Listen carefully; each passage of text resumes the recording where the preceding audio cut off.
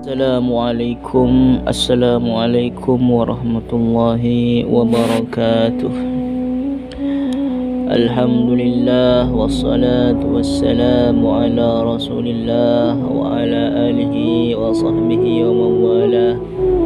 Wala hawla wala quwwata illa billah.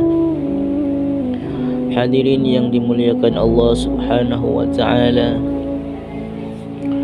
sudah menjadi takdir Allah bahawa Allah subhanahu wa ta'ala menjadikan dunia ini sebagai tempat ujian. Sudah menjadi ketentuan Allah bahawa Allah subhanahu wa ta'ala memberikan manusia ini musuh-musuh yang senantiasa mencelakakan dia, baik musuh dari golongan jin maupun dari golongan manusia. Allah subhanahu wa ta'ala berfirman, wa kadzalika ja'alna likulli nabiyyin aduwwan syayatinal insi wal jinni yuhi ba'duhum ila ba'din zuhrufal qawli ghurura. Dan demikianlah kami jadikan bagi tiap-tiap nabi itu musuh, yaitu syaitan-syaitan dari jenis manusia dan jenis-jenis jin. Sebagian mereka membisikkan kepada sebagian yang lain perkataan-perkataan yang indah-indah untuk menipu manusia. Setan senantiasa bekerja sama untuk menipu manusia dengan bujukan-bujukan dan rayuan-rayuannya agar manusia lupa kepada Allah subhanahu wa ta'ala, lupa dengan agama Allah subhanahu wa ta'ala, dan sibuk dalam kemaksiatan-kemaksiatan, sehingga menghadap Allah mendapatkan malapetaka. Hadirin yang dimuliakan Allah subhanahu wa ta'ala, sebagaimana syaitan jin dan syaitan manusia telah bekerja sama untuk mencelakakan kita, maka kita diperintahkan oleh Allah subhanahu wa ta'ala untuk bekerja sama antar umat Islam untuk menyelamatkan diri kita dan menyelamatkan nasib umat ini.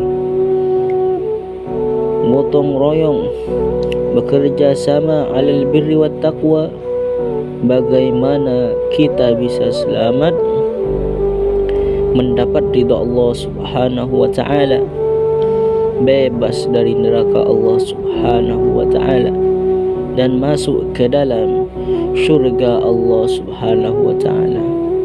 Hal itu perlu ditumbuhkan dan dibina dalam setiap diri umat Islam, sebab walaupun kita lemah, kalau kita bekerja sama, Allah subhanahu wa ta'ala berjanji akan menolong kita.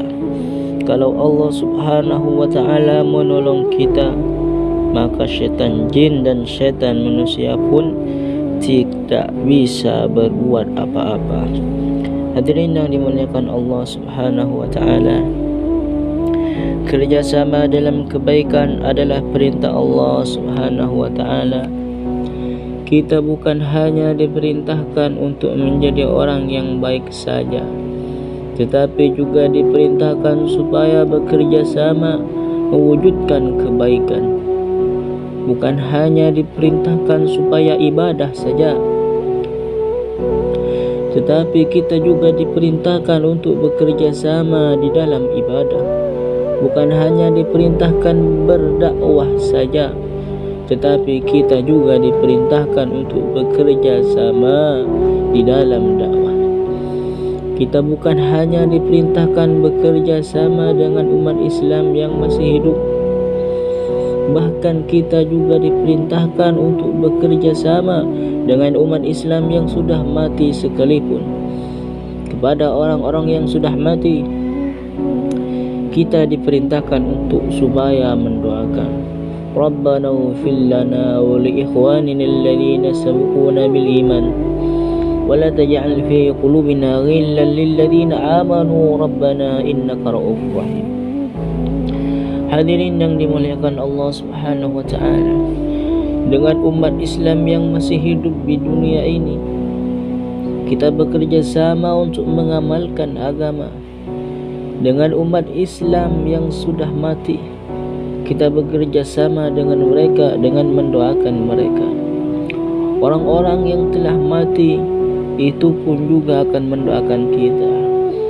Banyak hadis yang menjelaskan, di antara mafhumnya, orang-orang mati itu pun akan mendoakan orang-orang yang hidup. Hal itu terdapat dalam hadis-hadis sahih.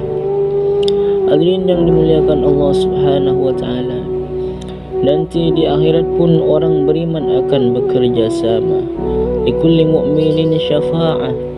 Setiap orang yang beriman akan saling memberikan syafaat nanti di hari kiamat.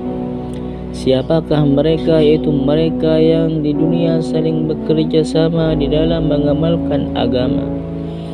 Maka nanti di akhirat mereka juga bekerja sama, saling memberi syafaat agar selamat dari azab Allah Subhanahu wa taala. Allah Subhanahu wa taala berfirman, al-hillau yawma idin ba'dhum li ba'din aduwwun illa al-muttaqin. Teman-teman akrab pada hari itu sebagiannya menjadi musuh bagi sebagian yang lain kecuali orang-orang yang bertakwa. Orang-orang yang selama dunia tidak mau bekerja sama, entah tidak tahu bagaimana nasib mereka di akhirat nanti. Maka kerjasama dalam menghidupkan agama ini adalah wajib untuk ditumbuhkan di dalam hati setiap muslim. Hadirin yang dimuliakan Allah Subhanahu wa taala, kita tanya pada diri kita masing-masing, sudahkah kita ini mengamalkan agama? Sudahkah kita ini bekerja sama untuk mengamalkan agama? Demikianlah yang bisa saya sampaikan. Assalamualaikum warahmatullahi wabarakatuh.